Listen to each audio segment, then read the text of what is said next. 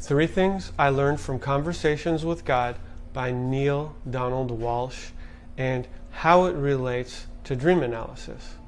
1. God talks to everyone, but not everyone listens. So your unconscious mind gives you messages in your sleep. So writing your dreams down in the morning to interpret it is equivalent to listening to God. 2. Feelings are the language of the soul, and hidden in your deepest feeling is your highest truth. You can use dream healing to find your highest truth using personal associations to what stands out to you most in the dream. This is so you can then interpret the message of the unconscious or God and find your highest truth. Are you writing in your dream journal?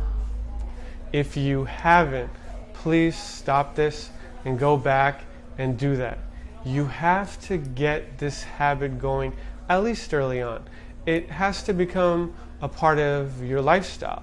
So, now that you're back, did you have a dream of losing teeth or hair?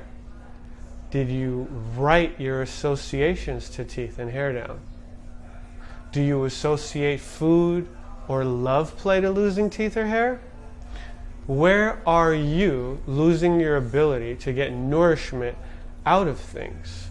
I mean, have you lost the ability to give pleasure to others? Where? Perhaps you're not pleasing yourself anymore.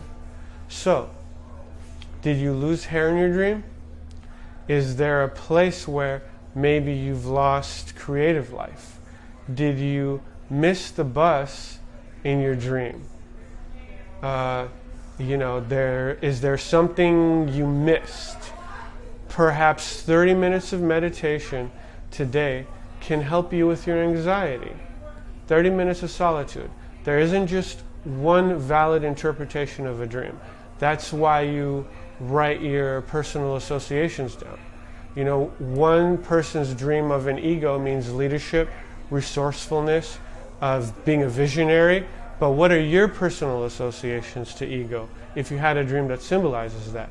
What was real in the morning, also known as our interpretation of our dream, is from a pure non-ego organic place. It's pure truth because your ego is not blocking this truth because it authentically wants you to protect you from who you really are. So if a narcissist told me that they were having a dream where they shrunk, like that movie Honey, I Shrunk the Kids, I would probably say that they're either deflating or they're about to deflate. So, life without gratitude is a life of poverty, mentally, physically, spiritually, and emotionally. It's hard to have gratitude when there's no quiet time in your life. This is so you could have awareness of life's preciousness. A lack of awareness makes it hard to be grateful. So, take some time to carve out some quiet time for yourself. If you don't know what to do, you can go back to day one. I want you to write what it would look like if you woke up every morning seeing clearly, where it's not just an epiphany.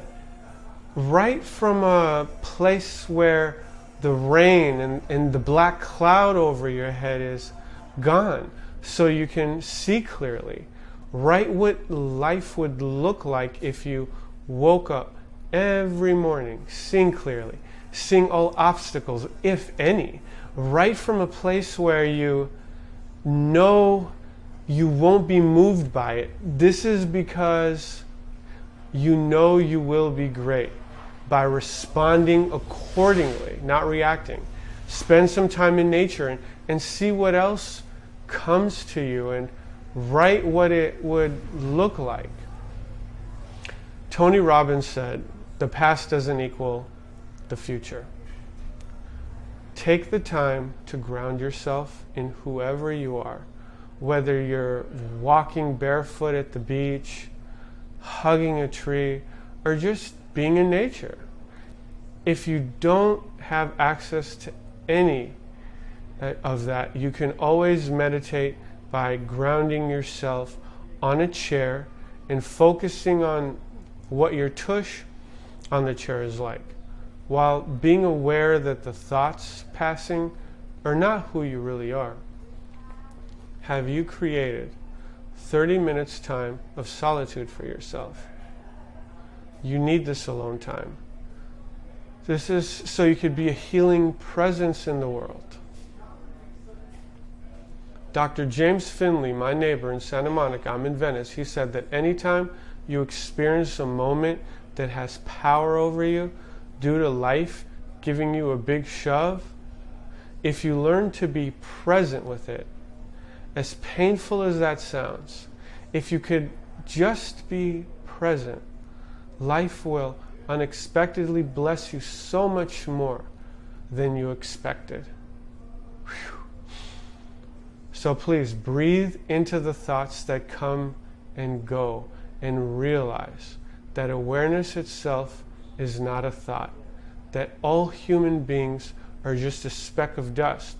And if we disappear tomorrow, the world will be just fine without us.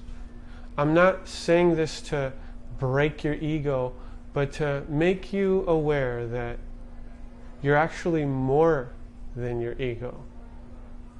If this makes you feel bad, let me say something that'll make you feel much better. The speck of dust that we are all in, the universe, is also a part of the whole universe.